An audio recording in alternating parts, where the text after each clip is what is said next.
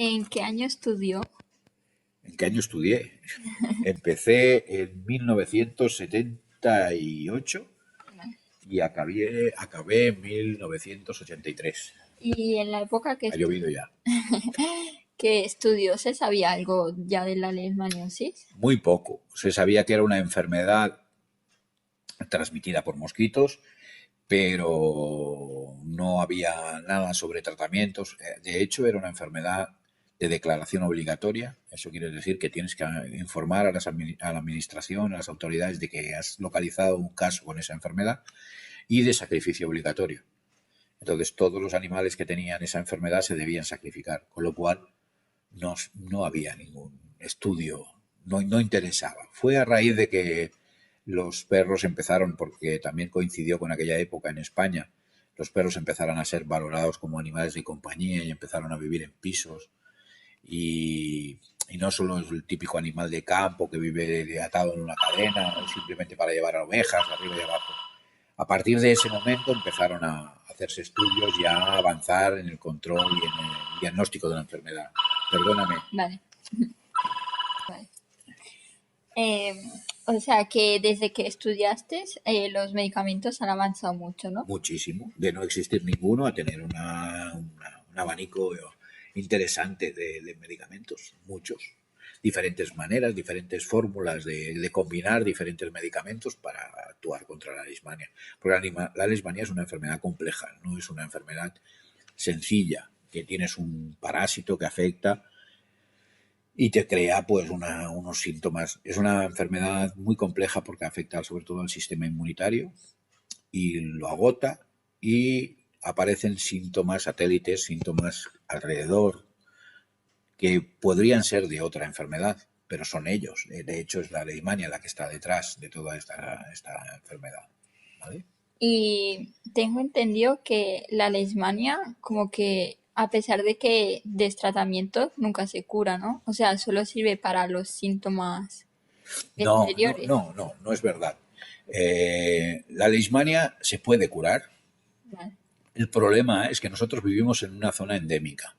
¿Qué quiere decir? ¿Sabes lo que quiere decir una zona endémica? Eh, Una zona endémica es una zona diana de la enfermedad, donde esa enfermedad permanece siempre como enfermedad, porque hay unos hospedadores que son animales que son portadores del parásito, que luego el mosquito chupa y transmite a los perros o a las personas, que no son sintomáticos, no padecen la enfermedad, simplemente actúan como almacén de esos parásitos.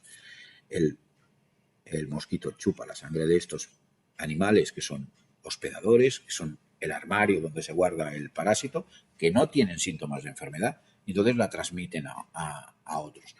Eso es vivir en una zona endémica, es una zona donde siempre prevalece la enfermedad. Entonces, la enfermedad, si tú marchas de esta zona endémica con un tratamiento adecuado, muy probablemente tú puedas curar de la enfermedad, porque muchos matan al parásito, muchos tratamientos matan al parásito, una vez muerto el parásito se acabó el problema. Si tú vives en una zona endémica, es muy fácil que tú te vuelvas a infectar. O sea que tú tienes un tratamiento, la tienes que trabajar como una enfermedad crónica, porque el mismo proceso lo estás recibiendo otra vez. Te están volviendo a picar mosquitos, y vuelves a repetir los síntomas y la enfermedad. ¿Eh? No quiere decir que no se pueda curar, se puede curar. vale. Eh, ¿Tú qué consejo darías para proteger a las mascotas? ¿Proteger a las mascotas? Sí. Mira, primero utilizar insecticidas que están en el mercado para evitar que el mosquito le pique. Pero luego hay otra cosa muy sencilla. Los insecticidas son muy variados. Hay collares, hay lo que la gente llama pipetas, que son insecticidas que se ponen en la piel del animal y se absorben. Luego tienes vía oral, hay productos que se toman vía oral también, insecticidas para evitar la presencia de los mosquitos, la picadura del mosquito.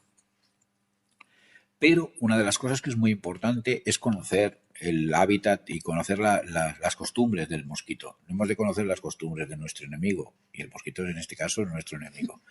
Entonces, es un mosquito muy peculiar, es un mosquito que no es, la gente no lo conoce, no sabe cuál es el mosquito de la leishmania. No es el típico mosquito este zumbador que no te deja dormir por la noche. No es este. Es una mosca muy pequeñita, es más parecido a una mosca que a un mosquito. Sale en una época determinada del año. O sea, la temperatura tiene que ser una temperatura alta, nocturna alta. No tiene que haber viento, porque es muy mal volador. Es un mosquito que vuela mal. Más bien es saltador que volador. Y requiere una serie de características. No haya una humedad muy alta. Eso es otro error que comete la gente pensando que este mosquito vive en los humedales y no es un mosquito de humedal, es un mosquito de secano. De hecho, los alemanes le llaman a este mosquito, al mosquito que transmite la leishmania, la mosca de la arena. Sí. Entonces, nosotros vivimos en una zona donde la humedad es baja, las temperaturas veraniegas suelen ser altas y no hay en verano mucho viento. Por lo tanto, es un clima ideal para el mosquito. ¿Qué tenemos? Sale en unas horas determinadas de la noche. No está todo el día picando este mosquito. Es nocturno. Con lo cual, si tú coges a tu perro y lo mantienes alejado del mosquito en esas horas nocturnas, quiere decir encerrándolo en casa, manteniéndolo en una zona que esté protegida con mosquiteras, con productos para evitar la entrada de mosquitos, es una de las formas más eficaces para mantener al animal alejado de la leishmania. Vale. ¿Eh? Y la vacuna, eh, esa vacuna, la vacuna de la leishmaniasis, Sí. ¿se aplica una vez o se tiene que volver a No. estar aplicando? Ahora hay dos protocolos. Hasta hace muy poquito, lo que comentábamos al principio, de que Sí. se van avanzando en los estudios porque hay un mercado detrás. Hay una gente que va a estar dispuesta a pagar esas vacunas. Entonces, hasta hace muy poquito había un protocolo, uno solo. Ahora ya hay otro. Es muy similar, ¿eh? Yo te explico por encima cómo funciona. Un perro que quiere ser vacunado contra la leishmania tiene que recibir una primovacunación que consiste en 3 dosis seguidas en intervalos de 21 días. O sea, ponemos la primera hoy, de aquí 21 días pondríamos la segunda y a los 42 días de la primera pondríamos la tercera. Eso se llama primovacunación. A partir de ahí debes revacunar anualmente, una sola inyección. Y así funciona. Ah.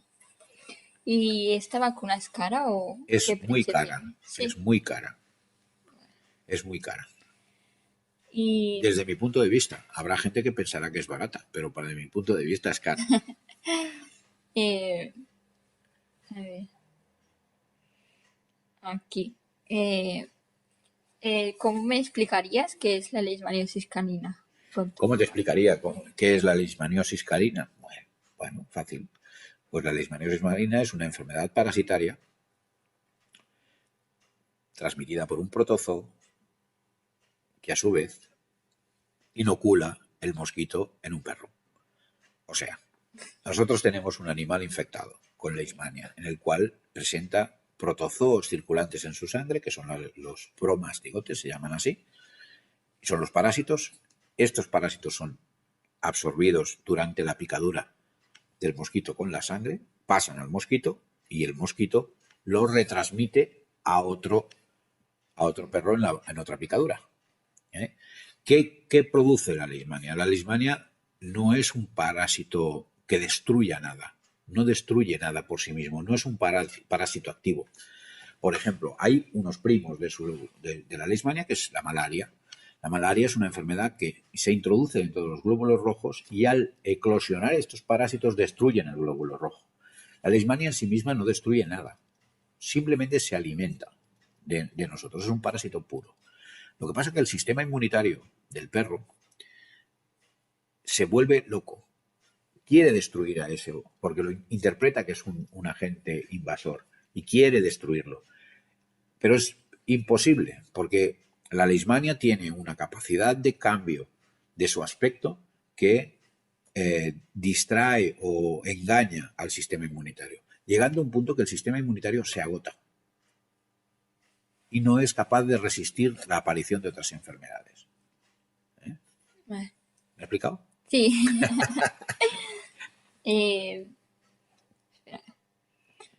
Eh, ¿Qué tipos de leishmania hay? Hay 3 tipos de leishmania. Leishmania cutánea, mucocutánea y visceral.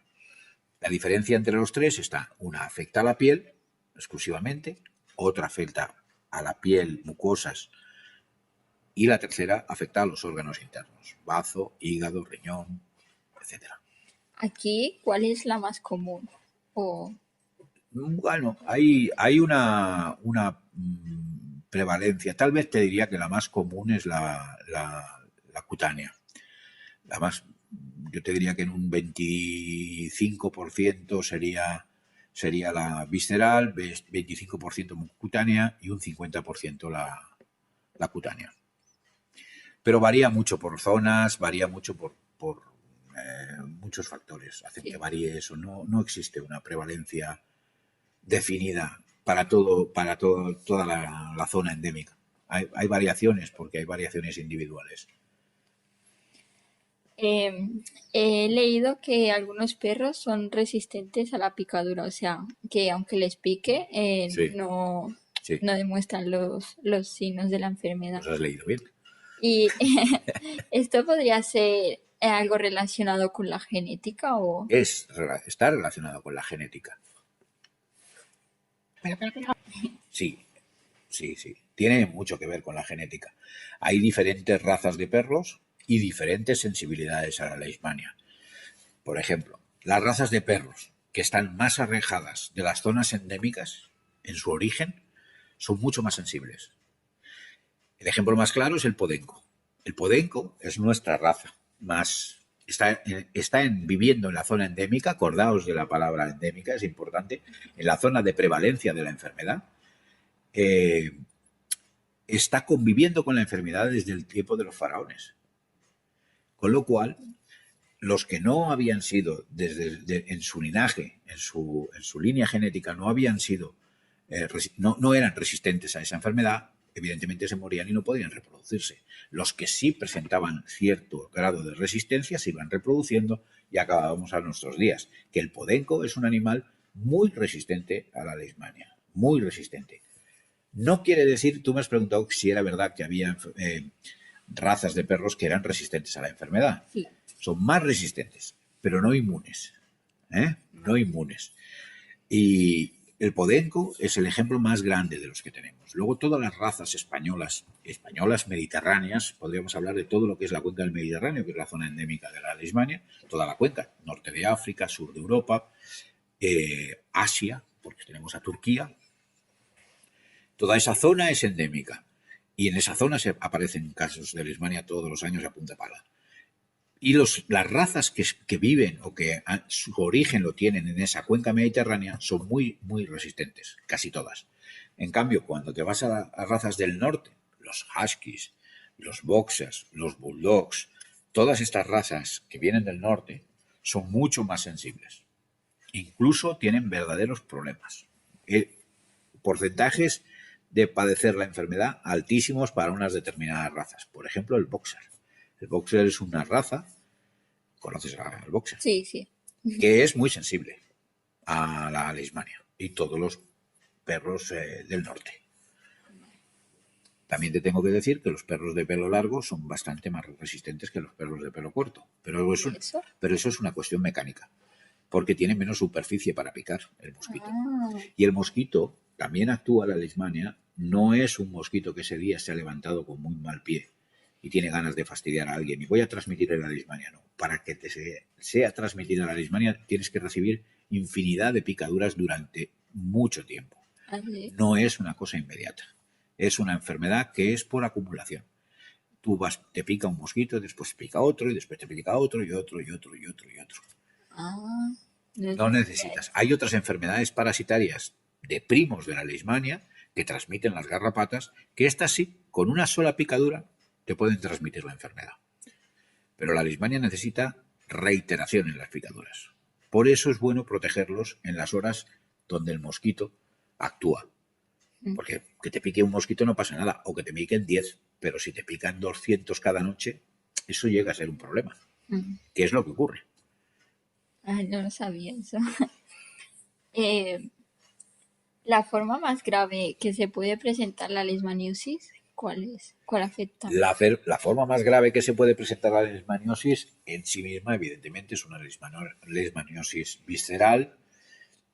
Eso afecta al hígado, afecta al riñón, sobre todo, y los síntomas son pues de insuficiencia hepatorrenal. El hígado y el riñón no funcionan, con lo cual eso te conduce a la muerte.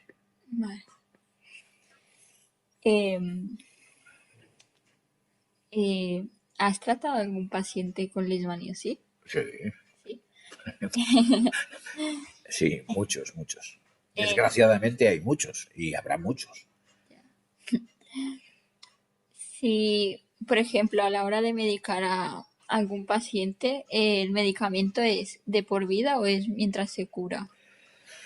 ¿O depende de la gravedad? Lo que te he dicho antes, si él permanece y su vida va a continuar viviendo en una zona endémica, lo tienes que tratar como un animal, un enfermo crónico.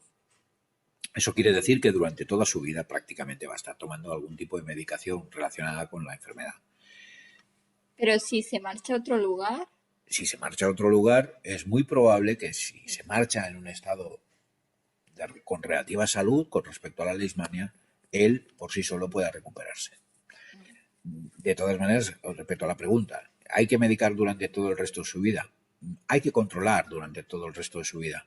A lo mejor no hace falta medicarlo, porque vemos que la enfermedad la podemos controlar, porque como te he dicho antes, nosotros hacemos un tratamiento, el animal mejora muchísimo, casi parece curado. Si luego tú estableces unos protocolos de defensa contra la leishmania, es muy posible que no ocurra lo que te he dicho antes, que se reinfecte. Entonces, al no reinfectarse, mantenemos al animal curado. Lo que pasa es que es difícil porque es algo que tenemos que hacer de una forma activa. Tenemos que estar nosotros procurando que no le piquen los mosquitos. No como al que ha marchado de la zona endémica, que ahí no procura nadie. No hay mosquitos. No hay mosquitos de la leishmania. sí. No hay Phlebotomus, que son el nombre de los mosquitos de la leishmania. Sí. Eh, ¿Sabes si en España hay casos de leishmaniasis en personas? Sí, claro que hay. Y muchos. Sí. Sí, ¿Y dónde podría encontrar información de eso? aquí. Vale. Y, Hay ¿sabes? una cosa curiosa, y lo verás, hay una fotografía en este libro que te dejo. Hay una fotografía que verás la cara de un niño de Granada, en la cual aparece una picadura de mosquito. Y todos lo reconocerán como picadura de mosquito. Y es ahí donde está la leishmania. Nosotros no nos afecta las variantes de leishmania que tenemos en España a las personas normales, a las personas que están sanas, dijéramos. Las personas sanas no nos afecta de la misma manera que afecta en Sudamérica, por ejemplo. La leishmania sudamericana, hay unas variedades que son la mexicana, brasilensis, peruana, son venezolana. Hay una serie de variedades, de subtipos que actúan sobre los humanos. Actúan también sobre los animales, pero actúan sobre los humanos y dan enfermedades gravísimas. La enfermedad es más mucocutánea y visceral en el humano que no cutánea solamente. Que es, y luego te miras las fotografías y verás las lesiones que pueden llegar a causar las leishmanias, ¿vale? Pero en España se dan casos. También van, generalmente, los casos graves de leishmania van acompañados de otras enfermedades. Son enfermedades degenerativas en cuanto a que son destructoras por sí mismas del sistema inmunitario. Un ejemplo que todo el mundo conoce, que es el SIDA. Las personas de SIDA o las personas inmunodeprimidas son sensibles a la leishmania. ¿Y eso porque tiene que ver? O sea, No, la leishmania es un parásito. Como tal parásito, eh, el sistema inmunitario reacciona. ah, Si tú no tienes sistema inmunitario, no reacciona y tú vas a conseguir que tengas tu sangre llena de parásitos y crearte los problemas de obturación que muchas veces se crean. No tienes defensas, el SIDA destruye el sistema inmunitario. Y las personas que no tienen sistema inmunitario, los niños burbuja, personas con inmunosupresión inducida, que son las personas que están recibiendo tratamiento por trasplantes, estas personas son muy sensibles a la leishmania porque no tienen con qué defenderse. vale. ¿Y sabrías decirme diferencias entre la leishmaniasis en personas y en animales? Perros, Sí, que es básicamente sí. en perros. Bueno, las diferencias no son muy grandes. El tipo de síntomas son los mismos. Eh, Dependiendo de las variedades, si es cutánea, mucocutánea o visceral, los síntomas son similares, son parecidos. Vale. No hay una gran diferencia. La única diferencia es en la leishmania cutánea, porque nosotros no tenemos pelo en todo el cuerpo, tenemos pelo en diferentes zonas, y entonces cuando aparecen las lesiones cutáneas, en nosotros tienen otro aspecto diferente al del perro. El perro pierde el pelo, le aparecen clapas, una caspa muy... es muy vistoso. En cambio, nosotros es más parecido a otras enfermedades bastante tontas que no generan ese rechazo, por ejemplo. Te digo, mira, ahora Sí. miraremos la fotografía que te digo del niño y verás lo que es una enfermedad cutánea de leishmania en humanos. ¿Eh? Y ahora la verás. Y otra pregunta. O sea que la leishmania solo pica en perros o puede en cualquier animal. Todos los animales, desde una serpiente a un ratón, pasando por un gato, Ah, vale. pica a todos los animales. Y algunos de ellos son los de los que te he hablado antes, a los que denominamos reservorios. Sí. Son los almacenes de parásitos. Ellos no padecen la enfermedad, la padece el perro y los humanos, pero ellos no. Las serpientes, por ejemplo, no padecen la enfermedad. Los parásitos circulan allí por su cuerpo, simplemente están esperando que llegue un mosquito y absorba la sangre conteniendo crías de parásito que será transmitida a otro paciente. Ah, Pero hay muchos animales que son picados por este mosquito en su intento de alimentarse. También diría que es mosquita, pero bueno, vale, pues ya está. muy bien. Muchas gracias. Pues ha sido fácil.